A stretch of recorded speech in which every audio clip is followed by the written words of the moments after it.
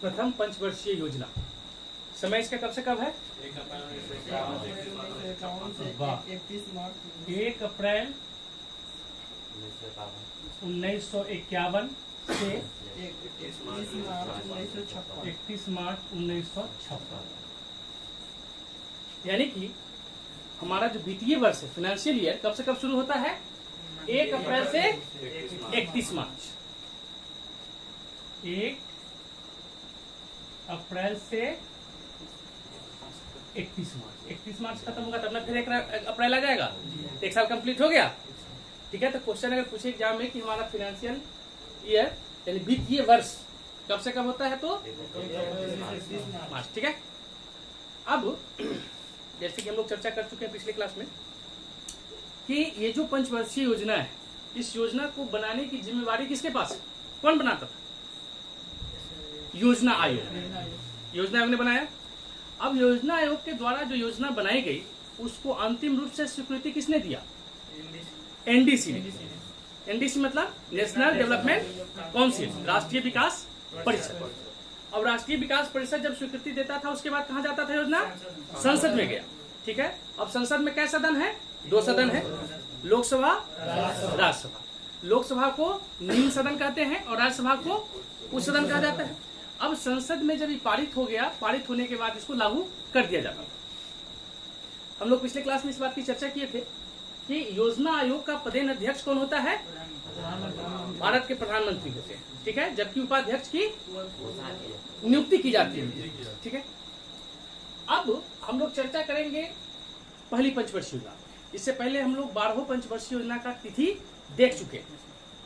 अब ये देखेंगे कि पहली पंचवर्षीय योजना का निर्माण किसने किया, इसका मॉडल किसने बनवाया, इसमें प्राथमिकता किस चीज की दी गई थी, इसमें हमारा डेवलपमेंट कितना हुआ, इसमें हमारा जीडीपी क्या रहा।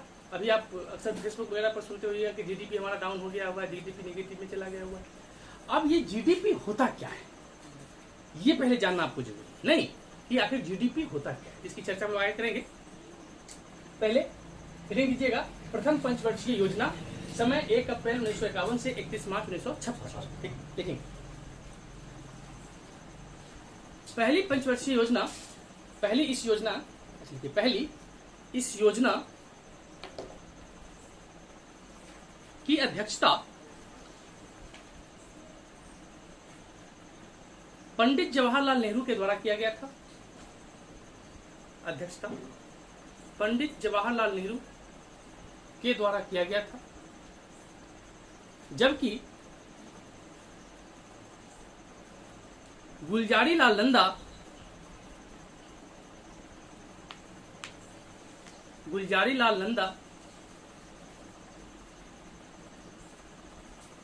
इस योजना के उपाध्यक्ष थे।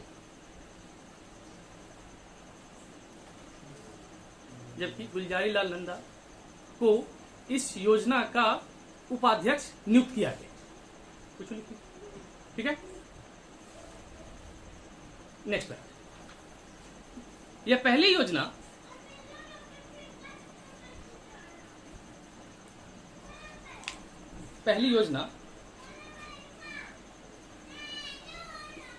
हैराल्ड डोमर मॉडल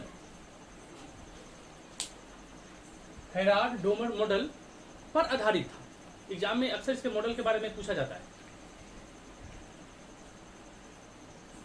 पहली योजना हैराल्ड डोमर मॉडल पर आधारित था।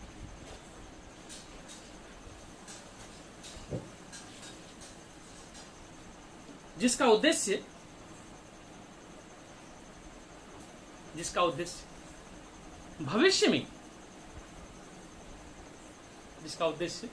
भविष्य में तीव्र गति मतलब कि तेजी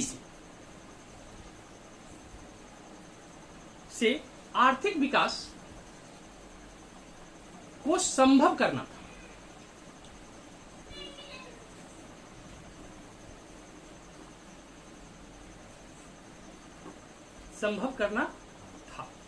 नेक्स्ट है, इस योजना के अंतर्गत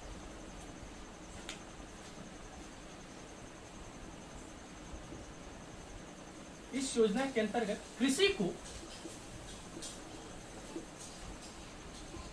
सर्वोच्च प्राथमिकता प्रदान किया गया था।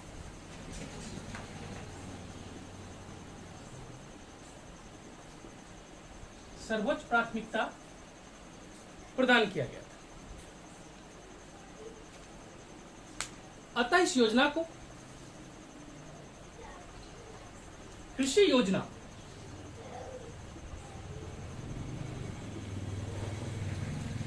या एग्रीकल्चरल प्लान, कृषि योजना या एग्रीकल्चरल प्लान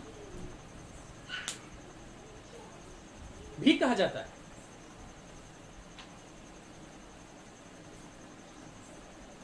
ठीक है, अब एक चीज यहां समझिए। प्रश्न यह है कि आखिर इस योजना में कृषि को प्राथमिकता क्यों दिया गया? नहीं तो अर्थव्यवस्था का 3 क्षेत्रक होता है।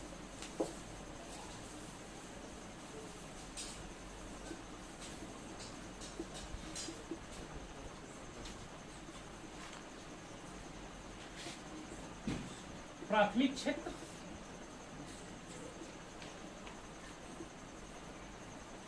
द्वितीयक क्षेत्र और तृतीयक क्षेत्र। ठीक है, प्राथमिक क्षेत्र जिसको प्रायोरिटी सेक्टर बोलते हैं, तो प्राथमिक क्षेत्र में कहते किसको है?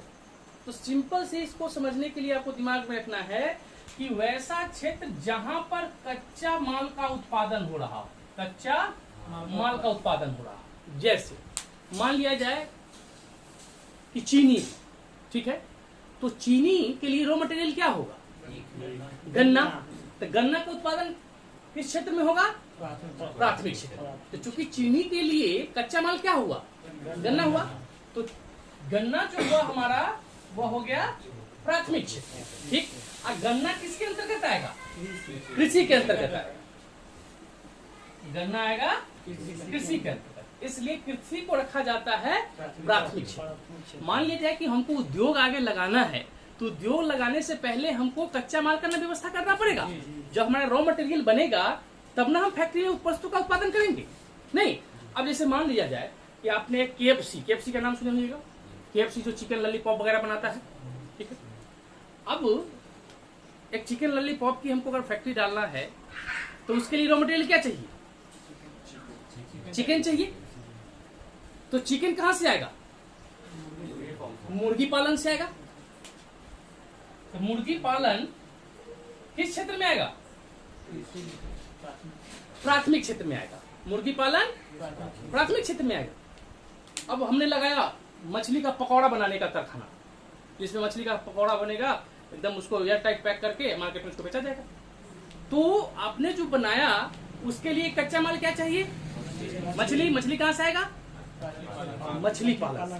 तो मछली पालन किस क्षेत्र में आएगा? प्राथमिक क्षेत्र में आएगा। मछली पालन प्राथमिक क्षेत्र में आ गया। इसी तरह से बिल्कुल ध्यान रखिए कि जैसे मान लीजिए कि हमको थर्मल पावर लगाना है। अब थर्मल पावर लगाने के लिए कोयला चाहिए। कोयला आएगा तब ना पानी गर्म होगा, उससे स्टीम तैयार होगा, और स्टीम तैयार होने के बाद बिजली बनेगा, टरबाइन नाचेगा। तो उसके लिए कच्चा माल क्या हो गया? कोयला। कोयला कहां से आएगा? खनन से। कोयला तो खनन से आएगा। तो ये जो खनन हो गया तो किस क्षेत्र में आएगा? यस। आपसे एग्जाम में यही क्वेश्चन पूछेगा और यही जगह बचवा इस चीज को नहीं समझ पाता है। पूछेगा कि खनन अर्थव्यवस्था के किस क्षेत्र के अंतर्गत आता है? तो सीधे दिमाग में रखना है कि खनन के अंतर्गत क्या होगा? कच्चा माल आएगा। कोई भी चीज कच्चा ही निकलेगा, तो वह जितना भी कच्चा माल होगा, रॉ मटेरियल, वो सब का सब प्राथमिक क्षेत्र। ठीक, अब इस कोयला को लेके हम कहां गए? थर्मल पावर बनाए, यानी कि उसके लिए हमको इंडस्ट्री लगाना पड़ा, उद्योग। तो उद्योग जो होगा वह उद्योग आपका द्वितीय क्षेत्र के अंतर्गत आएगा। क्लियर? अब उद्योग में हमने बिजली पैदा किया, ठीक, और ये बिजली आपके घर तक आ गया। तो बिजली घर तक आया, इसके लिए आपने सरकार को क्या दिया?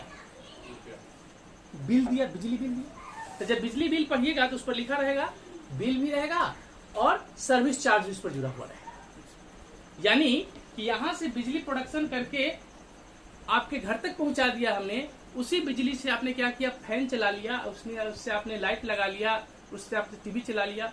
इन चीजों से क्या हुआ, आपका मनोरंजन हुआ, टीवी से गर्मी से आपको राहत मिली, लाइट में बैठ के आपने पढ़ा।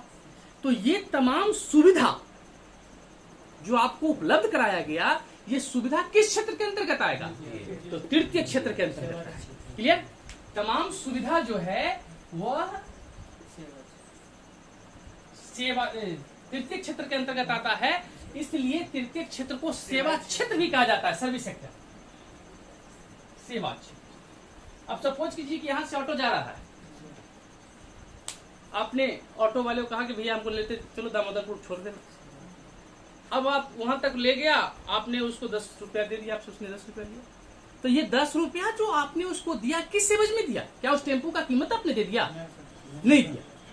तो वह जो आपको सेवा दिया, यानी कि उसने जो आपको सुविधा दिया, उस सुविधा के बदले में जो आपने शुल्क दिया वह हुआ सुविधा शुल्क या सेवा शुल्क। ठीक है। तो यही अर्थव्यवस्था का 3 सेक्टर होता है, जिसको हम बोलते हैं जीडीपी।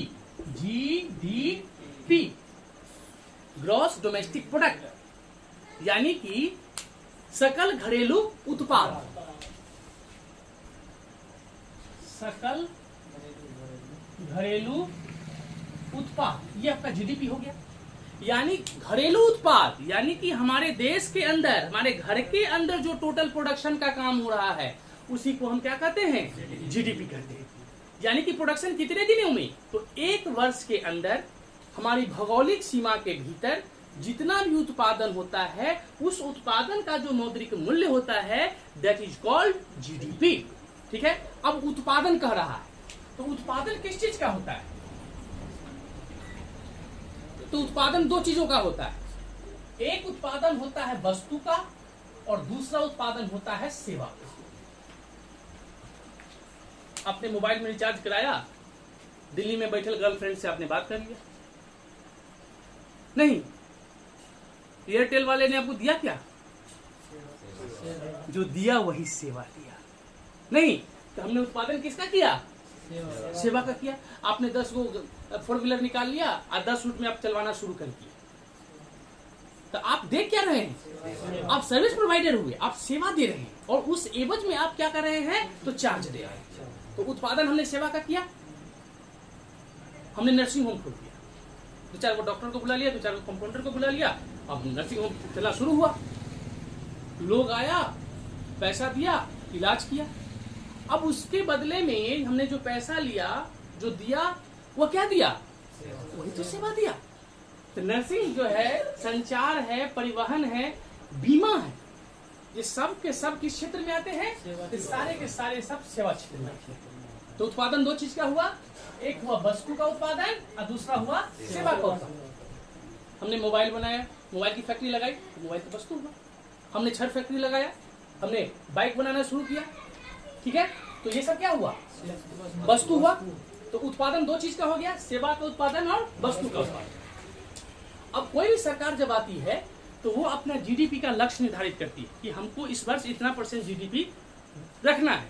तो जैसे मान लो कि कोई सरकार कह रही है कि हमको 5% जीडीपी का लक्ष्य तय करना है, तो 5% जीडीपी का मतलब क्या हुआ, यानी कि हमारा जो टोटल प्रोडक्शन हो रहा है, उस प्रोडक्शन में हमको 5% का इंक्रीज करना है। नहीं, जैसे पहले हम अगर 100 टीवी बना रहे थे, तो अब हमको कितना टीवी बनाना है, 105 टीवी बनाना है। यानी पिछले वर्ष बना 100 टीवी, तो इस वर्ष बनेगा 105 टीवी। तो सपोज कीजिए कि 100 टीवी बनाने में अगर 20 लेबर लग रहा हो, तो 105 टीवी बनाने में कितना लेबर लगेगा, 21 लेबर। यानी कि एक एक्स्ट्रा लोग को काम मिला। तो यदि हमारा प्रोडक्शन बढ़ेगा, ग्राफ ऊपर जाएगा, तो लोगों को रोजगार मिलेगा, यानी कि काम करने वाले लोगों की क्या होगी, जरूरत होगी। ठीक है, जरूरत होगी। अब मान लिया जाए कि हम इस रूम में पहले 100 टीवी बना ले रहे थे, बहुत दिक्कत से बनाते थे, लेकिन अब हमको 5 टीवी और एक्स्ट्रा बनाना है, और इसमें पहले ही से दिक्कत हो रहा है, तब हम क्या करेंगे, नया जगह लेंगे कि नहीं लेंगे, नया जगह लेंगे। तो नया जगह लेंगे, इसका मतलब है फिर हमको रूम किराए पर लेना पड़ेगा, तो फिर पैसे का क्या होगा, निवेश होगा, इन्वेस्टमेंट होगा। लेकिन अभी कहा जा रहा है कि हमारा जीडीपी निगेटिव में आ गया। निगेटिव में आ गया मतलब कि आगे बढ़ने के बजाय पीछे जा रहा है। तो पीछे जा रहा है, इसका क्या मतलब हुआ, मतलब यह हुआ कि जो उत्पादन बढ़ना चाहिए वह तो बढ़ा नहीं, लेकिन जहां हम 100 गो टीवी का उत्पादन कर रहे थे, या 100 से घट के 90 पर, 90 से घट के 80 पर, 80 से घट के 70 पर आ गए। ठीक, अब जैसे ही 100 से घट के यदि 70 पर आ गया, इसका मतलब है कि कुछ लोगों को तो काम से हटाना पड़ेगा, क्योंकि वस्तु का उत्पादन कम हो रहा है। अब प्रश्न यह उठ रहा है कि आखिर वस्तु का उत्पादन घट रहा क्यों है? तो अपने हाथ का चीज है, हम वस्तु का उत्पादन बढ़ा देंगे, लेकिन वस्तु का उत्पादन बढ़ा के करेंगे क्या? वस्तु बिकेगा तब ना, नहीं, जब वस्तु बिकेगा, टीवी का डिमांड होगा तब ना हम टीवी ज्यादा बनाएंगे। तो प्रश्न है कि भाई टीवी का डिमांड काहे नहीं है? क्या सब लोग के घर में टीवी लग गया? लग गया एलईडी तो हटाओ, प्लाज्मा लाओ, नया जनरेशन का टीवी है। तो भाई हमारे पास इसलिए डिमांड नहीं है कि हमारा पॉकेट में पैसा नहीं, पैसा रहता तब ना हम टीवी खरीदते। पैसा काहे नहीं है? तो पैसा इसलिए नहीं कि रोजगार नहीं है, काम नहीं है, ठीक है। तो सारा चीज जो है एक दूसरे से ताल इसका जुड़ा हुआ है, और इसीलिए हम योजना बनाते हैं और उस योजना के अंतर्गत अपना लक्ष्य निर्धारित करते हैं कि किस सेक्टर में हमको कितना प्रोडक्शन हम कर पाएंगे कि अपने जीडीपी का ग्रोथ हम बरकरार रखें, ठीक है। तो जब पहली योजना बनी तो उस योजना में हमारी जो सरकार थी, जवाहरलाल नेहरू की सरकार, उन्होंने कृषि को प्राथमिकता दिया। उन्होंने कहा कि नहीं, सबसे पहले हमको कृषि के क्षेत्र में आत्मनिर्भरता को प्राप्त करना है, कृषि के क्षेत्र में उत्पादन को बढ़ाना है, इसलिए कृषि को सर्वोच्च प्राथमिकता दी गई थी, ठीक है। नेक्स्ट पॉइंट,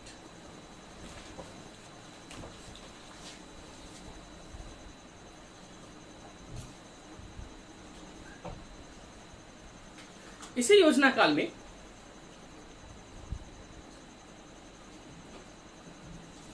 2 अक्टूबर 1952 को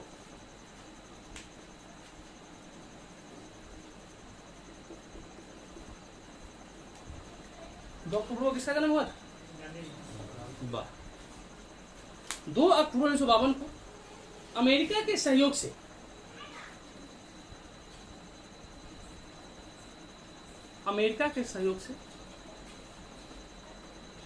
सामुदायिक विकास कार्यक्रम,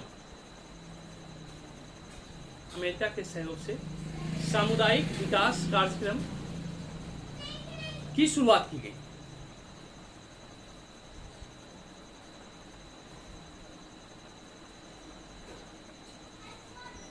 साथ ही कृषि को बढ़ावा देने के उद्देश्य से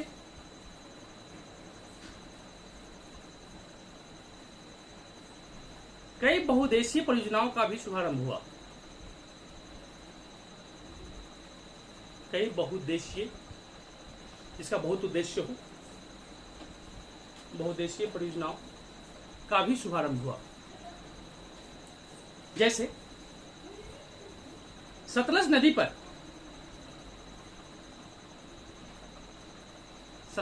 पर भाखड़ा नांगल परियोजना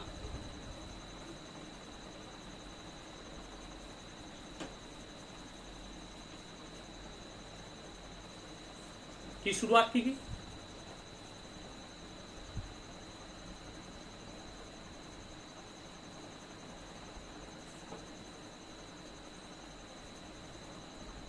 सतलज नदी से ही इंदिरा गांधी नहर को जल प्राप्त होता है। एक बार एग्जाम में क्वेश्चन पूछा गया है यह कि इंदिरा गांधी नहर को जल कहां से प्राप्त होता है, तो सतलज नदी से।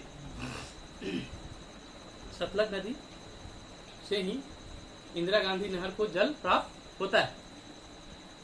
नेक्स्ट पॉइंट, दामोदर नदी पर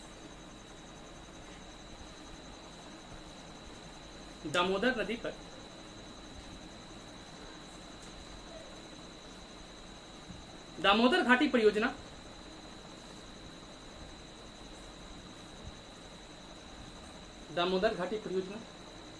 एवं महानदी पर हीराकुंड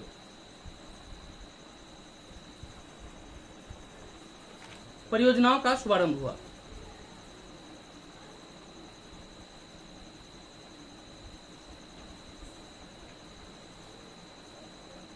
नेक्स्ट, इसी योजना अवधि में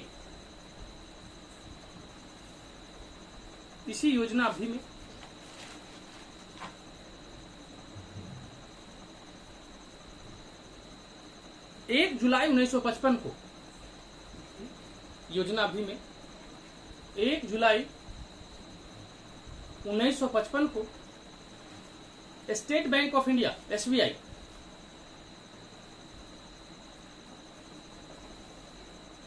की स्थापना की गई।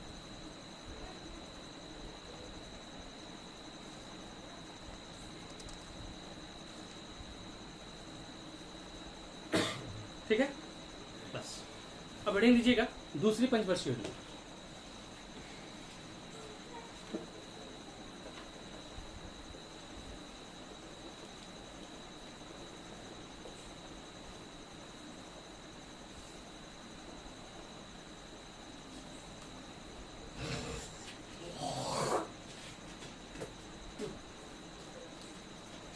देख लीजिए, एक चीज ध्यान रखिएगा, दुनिया की वही अर्थव्यवस्था या दुनिया का वही देश सबसे मजबूत माना जाता है जिस देश का इंडस्ट्री सेक्टर यानी कि उद्योग क्षेत्र जितना मजबूत होगा उतना ही उस देश की अर्थव्यवस्था मजबूत होगी।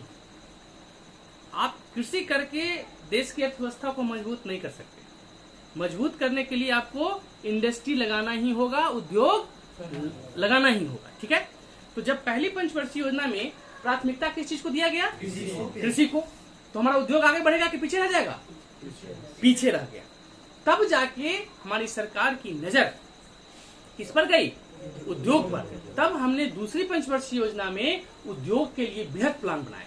ठीक है, तो लिखेंगे दूसरी पंचवर्षीय योजना।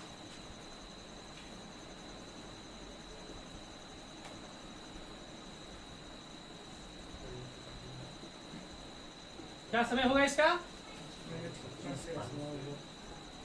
1 अप्रैल 1956 से 31 मार्च 1961।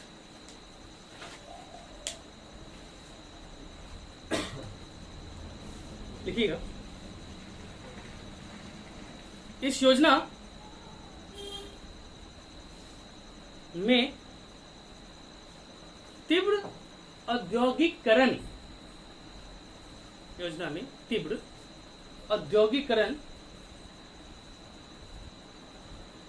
पर बल दिया गया, जिसके परिणाम स्वरूप आधारभूत उद्योग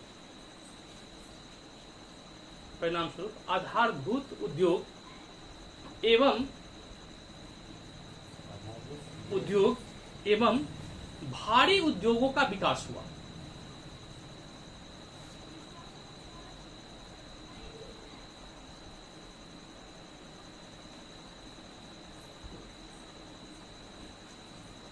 इसीलिए इस योजना को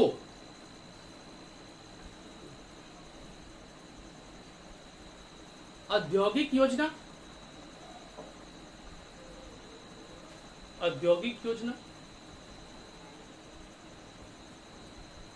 या इंडस्ट्रियल प्लान भी कहते हैं। औद्योगिक योजना या इंडस्ट्रियल प्लान भी कहते हैं।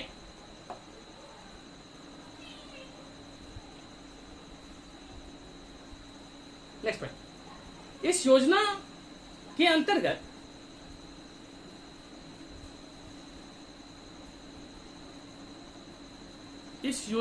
अंतर्गत उद्योगों की स्थापना को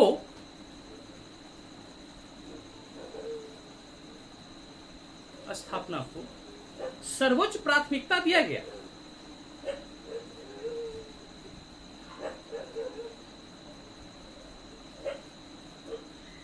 इसके साथ ही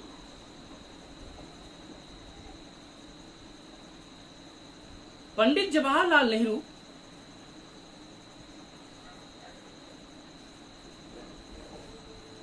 के प्रयासों से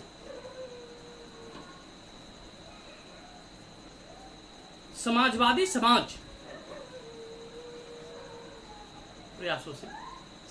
समाज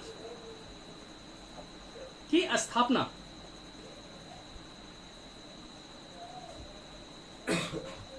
इस योजना का उद्देश्य बना।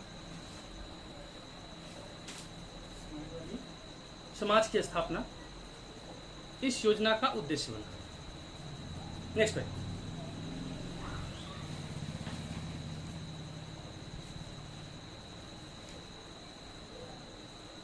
इस योजना का मॉडल पीसी महालनोबिस, प्रशांत चंद्र महालनोबिस, पीसी महालनोबिस, प्रशांत चंद्र महालनोबिस के द्वारा बनाया गया था।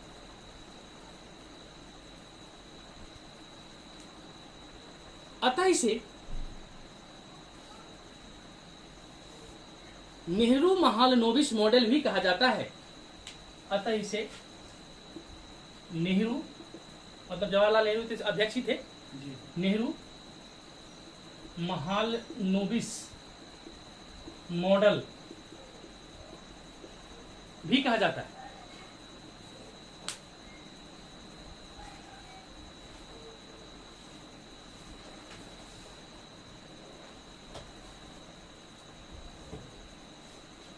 हो गया। नेक्स्ट है, इस योजना अवधि में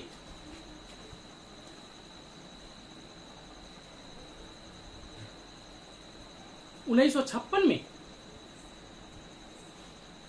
कंपनी अधिनियम 56 में कंपनी एक्ट, कंपनी अधिनियम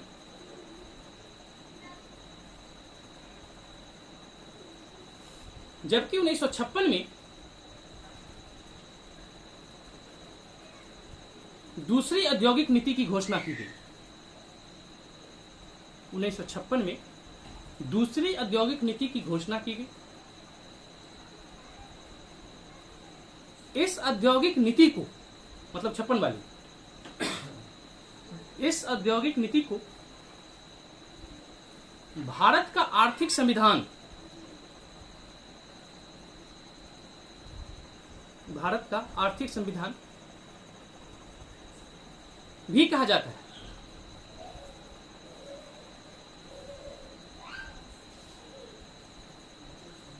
भी कहा जाता है। इसी समय 1961 में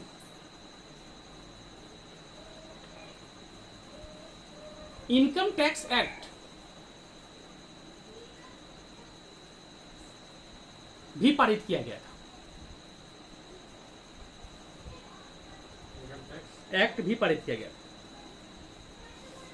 अब देखिए, दूसरी औद्योगिक नीति की घोषणा कब हो रही है? 1956 में हो रही है। इसका मतलब है कि इससे पहले औद्योगिक नीति की घोषणा हो चुकी होगी, तब ना ये दूसरी हुई। तो नोट करके लिखेंगे, पहली औद्योगिक नीति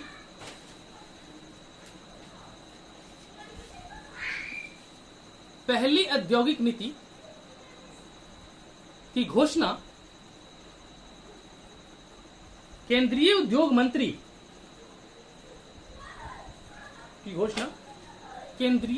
मंत्री डॉक्टर श्यामा प्रसाद मुखर्जी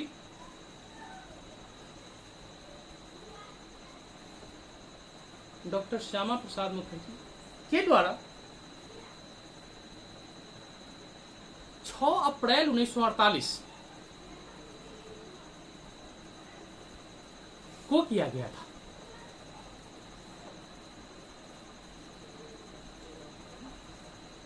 6 अप्रैल 1948 को किया गया था। हो गया। नेक्स्ट पॉइंट, इस योजना अवधि में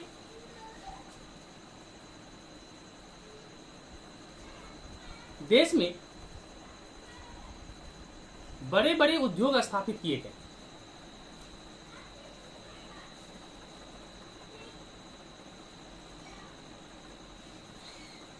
जैसे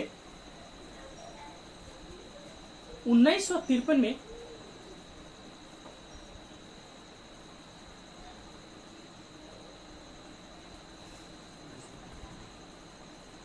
जर्मनी के सहयोग से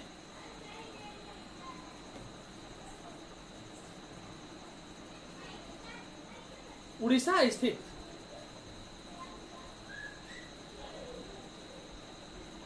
राउरकेला इस्पात संयंत्र, राउरकेला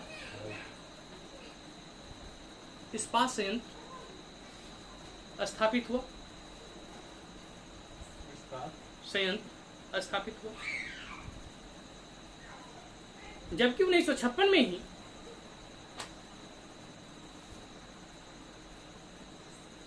पश्चिम बंगाल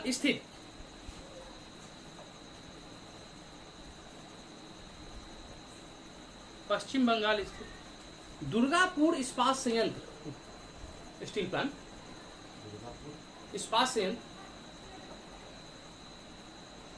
इंग्लैंड के सहयोग से स्थापित हुआ तथा सोवियत संघ, ब्रैकेट में रूस लिख लीजिएगा, सोवियत संघ की मदद से छत्तीसगढ़ स्थित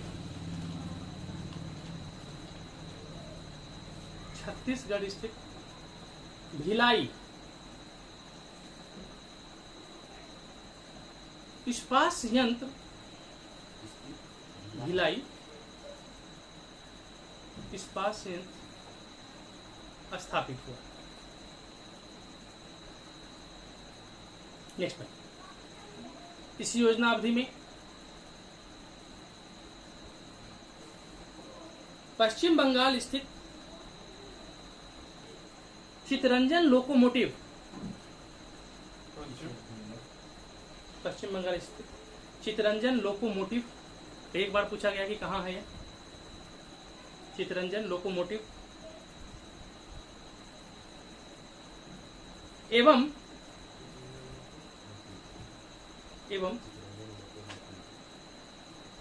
तमिलनाडु स्थित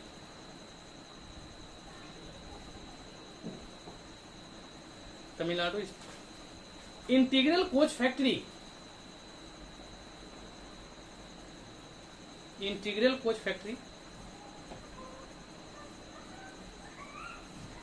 स्विट्जरलैंड के सहयोग से स्थापित हुआ। स्विट्जरलैंड के सहयोग से स्थापित हुआ, जो पेराम्बूर में स्थित है।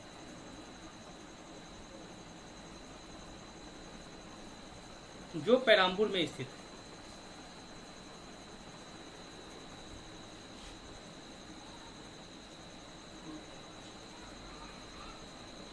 हो गया बस। अब समझिए, पहली योजना में हमने कृषि को प्राथमिकता दिया तो हमारा उद्योग पीछे छूट गया। दूसरी योजना में हमने उद्योग को प्राथमिकता दिया तो कृषि पीछे छूट गया। तो तीसरी योजना में हमने क्या किया, कृषि और उद्योग दोनों को प्राथमिकता दी तो दोनों डूब गए। ठीक है, अब दोनों क्यों डूबा, कैसे डूबा, इसकी चर्चा करेंगे हम लोग कल। हेडिंग दे दीजिए तीसरी पंचवर्षीय योजना।